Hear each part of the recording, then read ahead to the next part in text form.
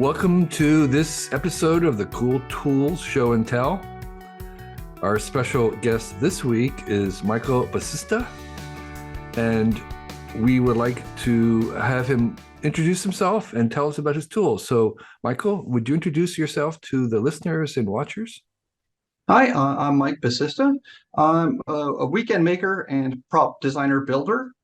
So sort of work on a few things, mostly for local high schools. That's fabulous. I'm just curious, where are you calling in from? Calling in from just outside Pittsburgh, PA. Okay, Pittsburgh. That's a pretty nice town. So, with a lot of maker stuff going on, to my knowledge. Yep. Welcome to the Cool Tools Show and Tell. So, what's your first cool tool you want to show and tell? So my first cool tool it's a Kiridashi marking knife. Well, it looks pretty textured. Yeah, well, this one, I gave you a link to one on Amazon that looks pretty similar, but this one was actually made by a local blacksmith for me as a specific order. It's about 3-4 inches long, with a pretty substantially long blade. The important thing, though, is that it's designed as a marking knife for woodworking, which means that the edge is only on one side, so the back side is completely flat. Now, the benefit of this... What's the advantage of that? The advantage of that is if you have a straight edge, you can put the knife right against it, and then the cutting edge is right on that straight edge, so you get a very precise cut. I see. Now, this is designed and sort of made initially for woodworking, but as a prop builder, I've used it for just about everything you can think of. Marking out joints for wood, obviously, but also things like cutting EVA foam, like foam floor mats, XPS foam, like foam insulation boards, right? Paper, leather, basically anything. Right. So most people, like myself, are kind of lazy. We would use a disposable blade for these with a box cutter knife or an X-Acto knife. You must sharpen it yourself, I presume. So the issue I have with the disposable knives is I always forget to have replacement blades. Whereas with this, I can just pull out my whetstone, run it across it a few times, and it's back to razor sharp, and I'm ready to go, versus a potential run to the store to get more blades. Okay, fair enough. That's really great. And so you sharpen it by hand then? Yeah, you can sharpen it by hand, and because it's got that flat edge on there, you can just sort of lay that edge down, right, and run it across your whetstone or even sandpaper, and that'll help reach through that edge. Right. And it looks kind of dangerous. So there's really no cap. You just kind of keep it unsheathed all the time. Right. I actually keep it mounted next to my chisels on a magnetic tool strip, sort of point down, so I don't accidentally lop off the finger. Yeah. And the general term for that kind of tool is what, a marker? A wood marking knife. Marking knife. And you can get them that aren't the Japanese style. There's a more Western style, but the Japanese one has a very long, for its size, blade, which really helps you keep it up against that straight edge. If you were to go to the affordable version of a Japanese marking knife, what would we expect it to cost? I mean, I think you can get them on like Amazon or in other sort of tool stores for $20-$30. Okay. Pretty relatively easily. Okay. It looks like the kind of thing you could maybe even make yourself if you were into trying to make a knife. Yeah. Metalworking is not one of the things I've gotten into yet. I'm sure it's on my list somewhere. But yeah, it is, in terms of a knife, relatively straightforward, and that is sort of a flat bar.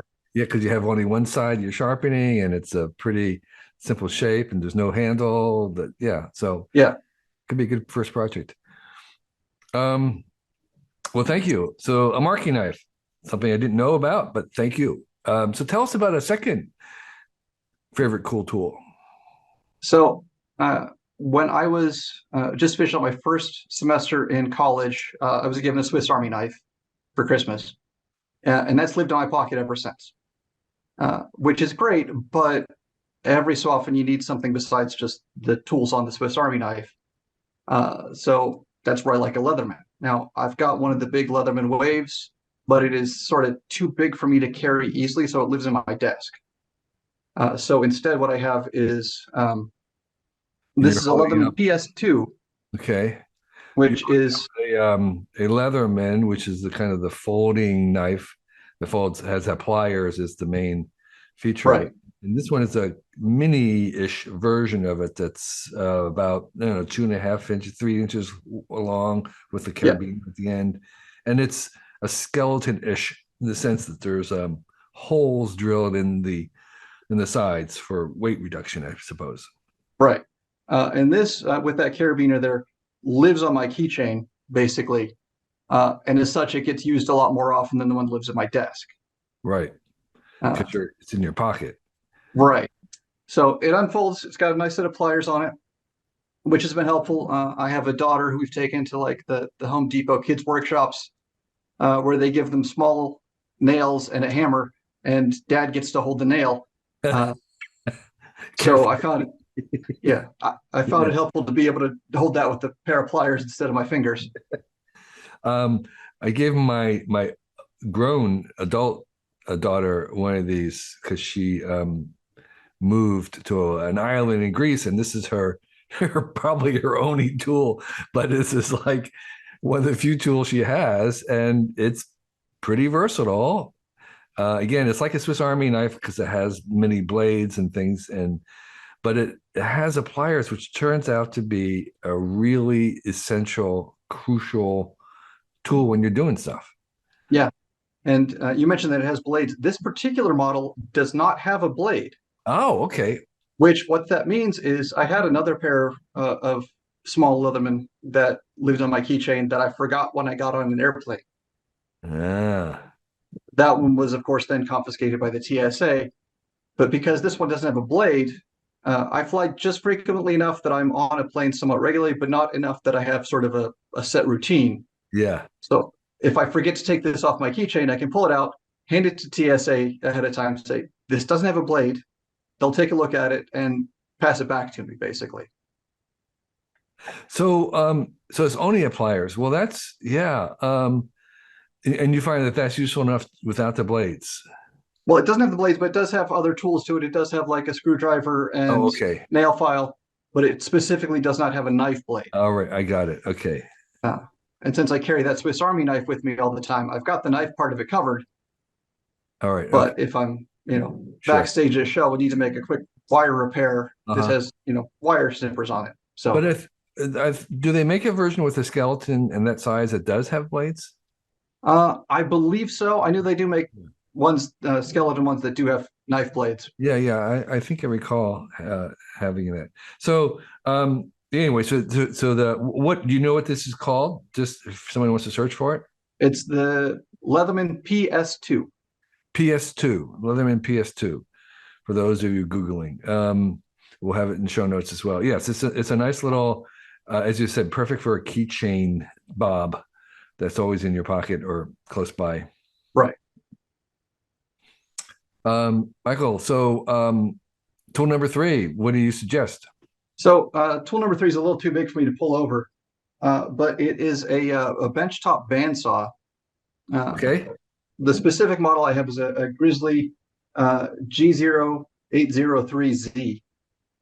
I'm sure that Well, means that something to doesn't some. mean a lot to me, but like, is it Yeah. sort of, does it have like is it 12-inch thing, a 9-inch? Do you So happen it's to know? a 9-inch bandsaw, and it's a benchtop model. Yeah. Now, woodworkers will tell you to buy the biggest bandsaw you can basically, Uh-huh. either afford or fit. But I don't do a whole lot of woodworking, and I'm not splitting and ripping wood down. But similar to the Kiridashi marking knife, I've used it to kind of cut a little bit of everything. Right. So I'm doing sort of fine detail cuts with it. I had to make a sextant for the show I'm working on right now, and I just made real quick out of wood, and I was able to do most of the cuts Right. just Right. directly Right. on that. But in addition to wood, I've also cut, again, EVA foam on it, PVC pipe. I haven't done it myself, but you can put brass and aluminum on it. Right. Maybe not a steady diet of it. And again, sort of the common thread about my tools is it's right there. Yeah. and easily accessible for me. Right. I had a 9-inch one that was just not, I don't know, it was a really super cheap one and it just didn't perform well. So I finally went and made my own version from a Bauer portable metal bandsaw, and I made a little stand for it out of wood.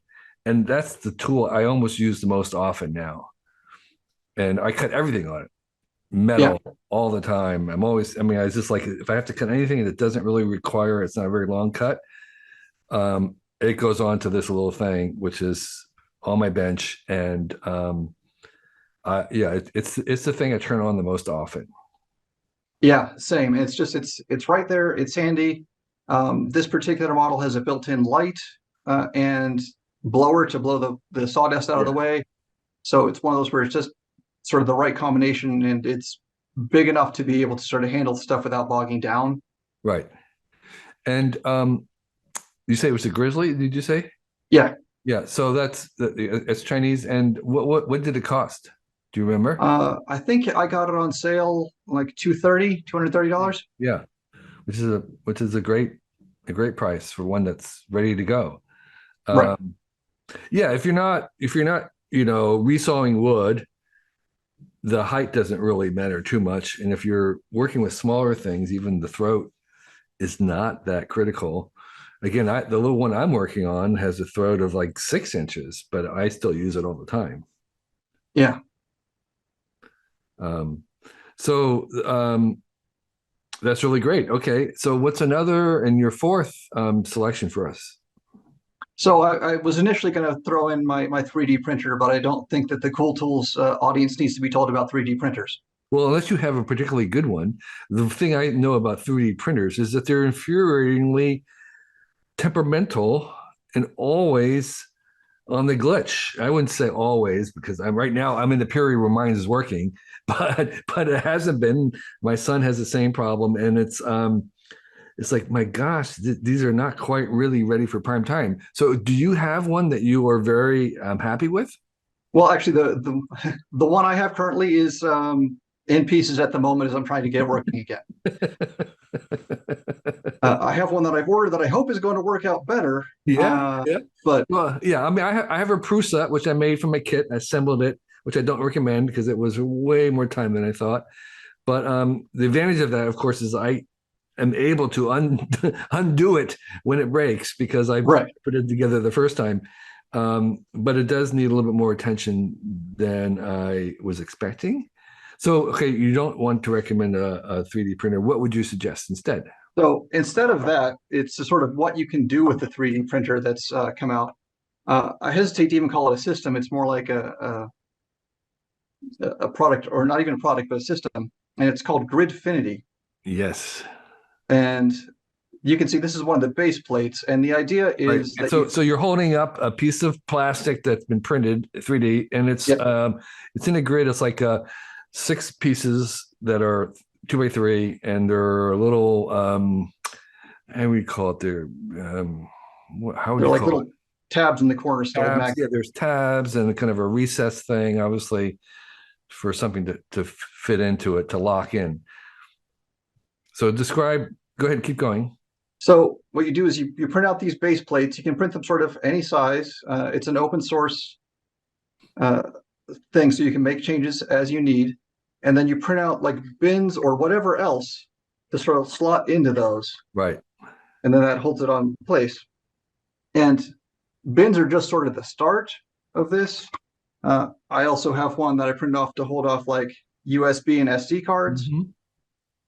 And they all sort of will lock together. And because it's all the same system, they all work together. Right. So you held up a little piece of plastic. It was kind of a plastic base that had slots of the appropriate size in it that you could stick cards or thumb drives. And the idea here is that you are making a system that's modular, so you can fit it into a drawer or somewhere where all the pieces are a modular size that are interchangeable and kind of mix and match within that grid itself. And they Right.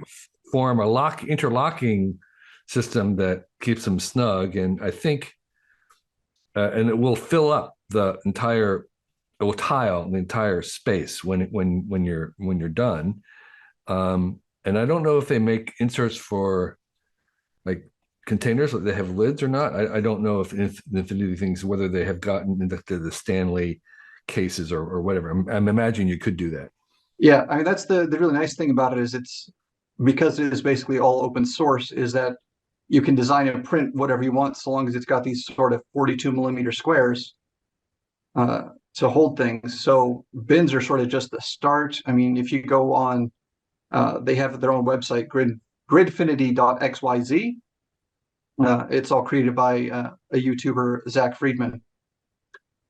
And open And source at this point. So there's tons and tons of people who are yeah, contributing files that you can download and sometimes maybe buy or for free. And you can download them in, STL and print them out yep, when you're yourself. working.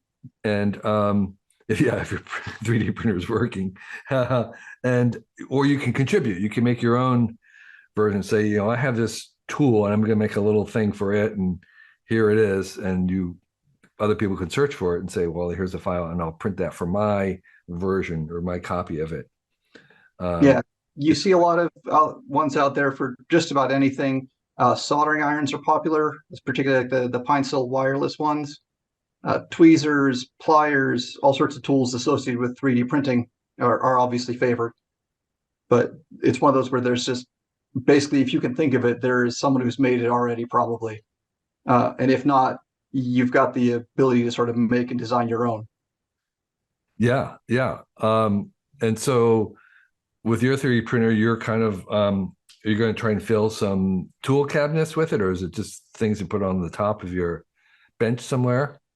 What's A your little goal? bit of everything. I mean, honestly, the system that's worked out the best was I printed off some bins to organize the hair supplies for my daughter Okay. to hold bobby pins and scrunchies and those sorts of things. It's been the one Yeah, that's been the most used so far. yeah, that's really fabulous. Yeah, you can, you could do kitchen things as well. Actually, I haven't seen anybody do that, but I'm sure they must be doing kitchen drawers with the 42, you know, the cubes or the grid. Well, this has really been wonderful, Michael. I know that you'll want to talk about whatever your passion is, but I do have a couple of questions about your prop making stuff. Is that Yes. no? Is that something you said you're doing that full time? No, I have a day job.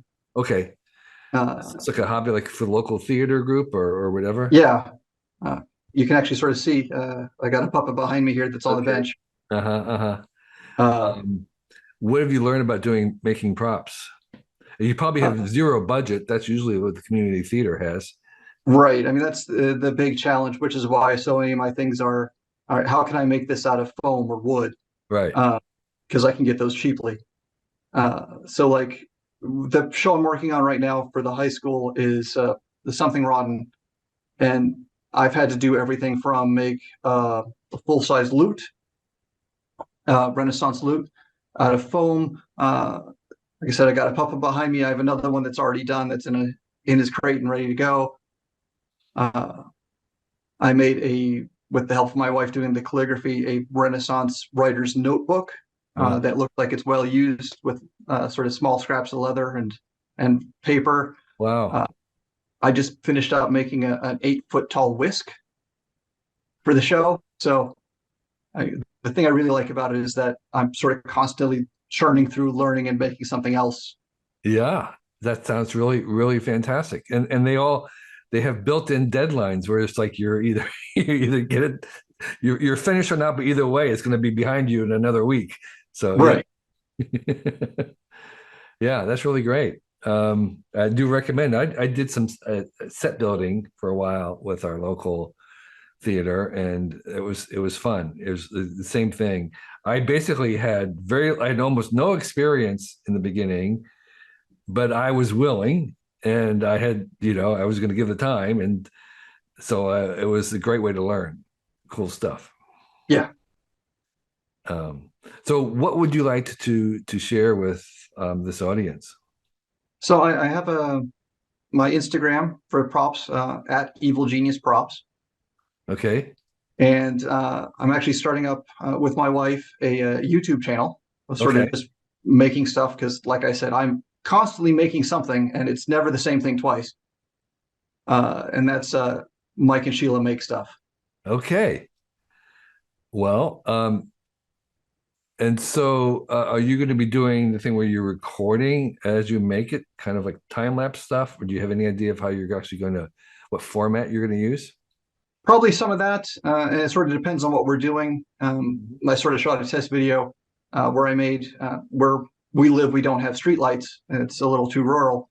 So taking my daughter trick or treating I like to have some sort of light. So I did sort of an Indiana Jones costume, and I made the light from Raiders of the Lost Ark, the torch, Yeah. and put a light in the top, and sort of I filmed that as a quick video just to sort of here's what I'm doing and what my thought process is. Sure.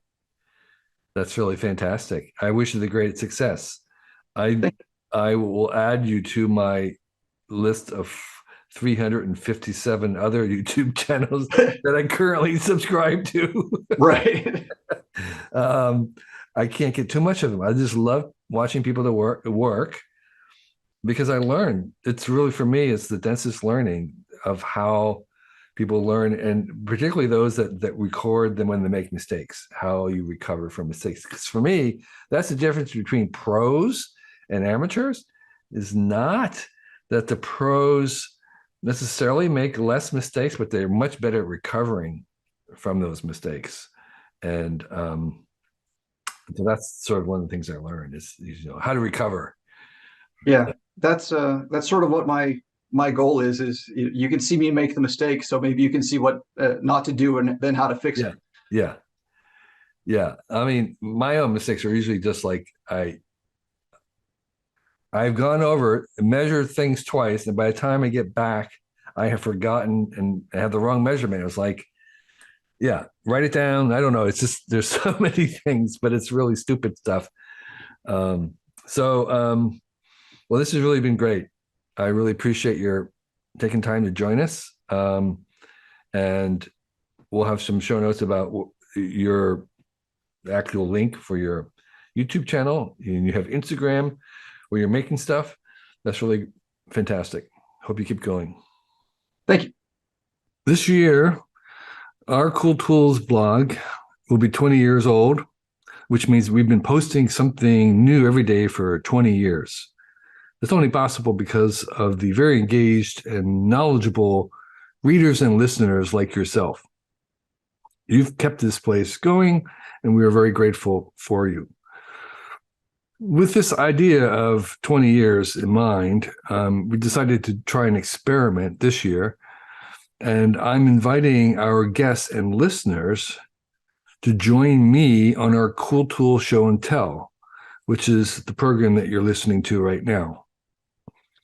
So if you feel you'd make a good guest on this podcast and have 4 uncommon tools that you'd like to share with us, please sign up on our form on the website, and we'll see about inviting you. You must be comfortable talking on a video, and you need to have some tools that you can show.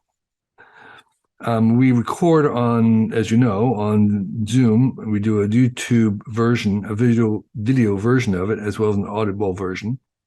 Fill out the form if you're interested, and list your 4 cool tools, and we'll see if there's a good fit. The applications aren't guaranteed in any way, and we're looking at tools that are new to us and appropriate tools, and whether the times will work for you. So we're really interested in hearing from people all over the world, not just in the US, although the tools have to be available online, easily available online. And if you are a longtime listener, you kind of know what the definition of our tools are. They're very broad. They can be anything that's handy, from something in the kitchen to something you use to travel, to a workshop, to something professional that we may not know about. We're really interested in things that we don't know anything about. So this is an open invitation. We'll give it a try. If you think you make a good guest for this podcast, fill out the form. There'll be a link somewhere on our website. And we look forward to chatting with you. Thank you.